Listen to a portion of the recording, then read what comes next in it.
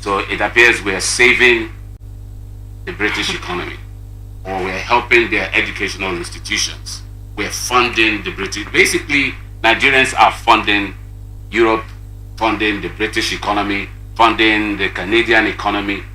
Why can't we fund our own economy? Why can't we fund it? That's a good question.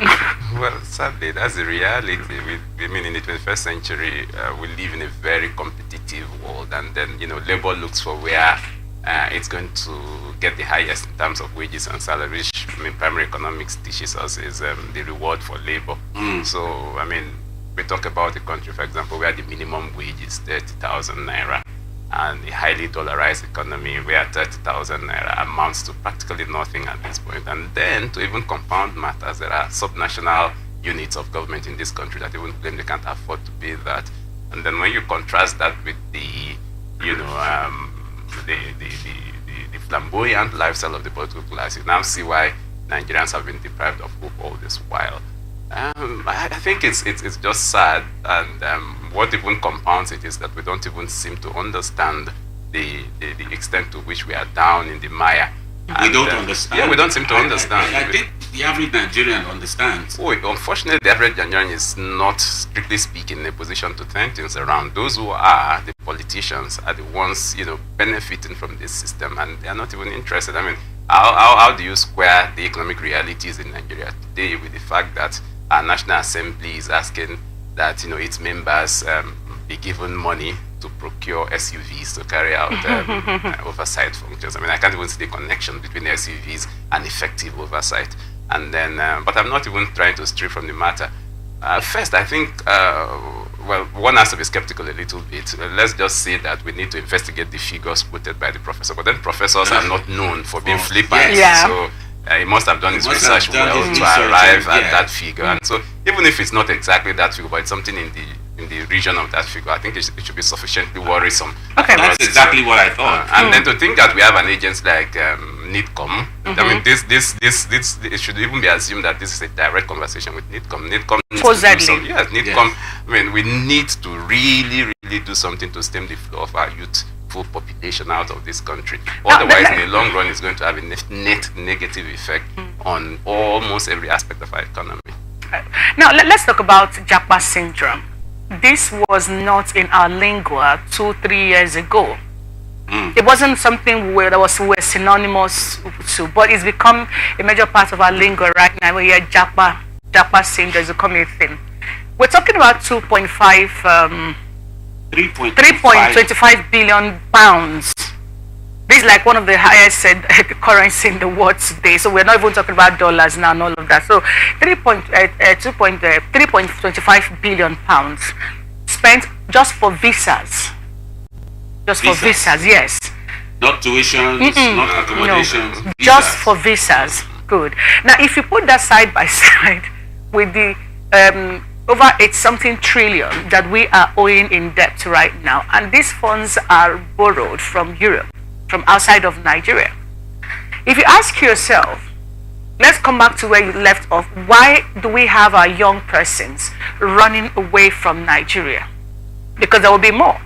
If you go to the visa offices today, you see more people. Fresh applications are going on there. Is Nigeria, we talked about the NITCOM, we talked about that's Abike Dabiri's commission that she's heading, not has, but I mean national commission. Now let's also talk about the foreign ministry. How many of these leaders, from Abike to the minister to everyone who is responsible, ambassadors, understands the impact of this? What are they also doing to ensure that Nigerians begin to find faith in this? The professor talked about young people losing faith in Nigeria, and this is driving them abroad, because that seems to be where there is a level of acceptance, if you may. What is being done to ensure that these people stay in Nigeria while we're looking at how much we are contributing to the European economy? Well, unfortunately, I can't see much being done other than some superficial or cosmetic measures being taken here and there by the government. I mean, you may have heard of something like You Win. There's this other one of it, a new iteration of You Win now. Something I think it's called Empower. Yeah. And then, the government trumpets this all over the place. And then there was this story too, that the government intended to at some point create, I think, 10,000 jobs in each of the 774 local governments in Nigeria.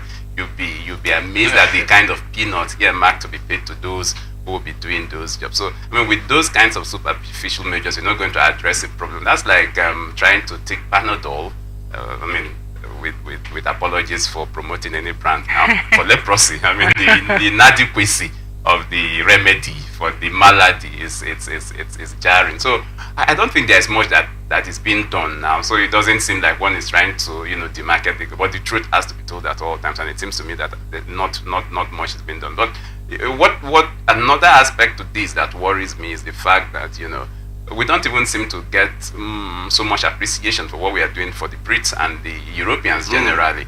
I mean, Braverman, the former Home Secretary in the UK, I mean, made it a career running down immigrants without realizing that, in a way, immigration alone accounts for a substantial part of the funds inflow into the British economy. I also agree with the professor. There's an aspect to this that I think we may have overlooked. I think he pointed out what speculatively must be the reason for this outflow of human capital. The fact that the very fundamental section of our constitution is not justiciable. I think it's called Directive Policy or Fundamental Principles of State Policy, something like that. It lists, it's a beautiful catalogue of things that the Nigerian state ought to do for the Nigerian people. Things like free universal education, free healthcare, and then only to say that if a government reneges on any of these, you can't take that government to court for violation. I mean, ours must be the only constitution in the world that gives rights to people and then says that where those rights are violated, you cannot go to court to judge.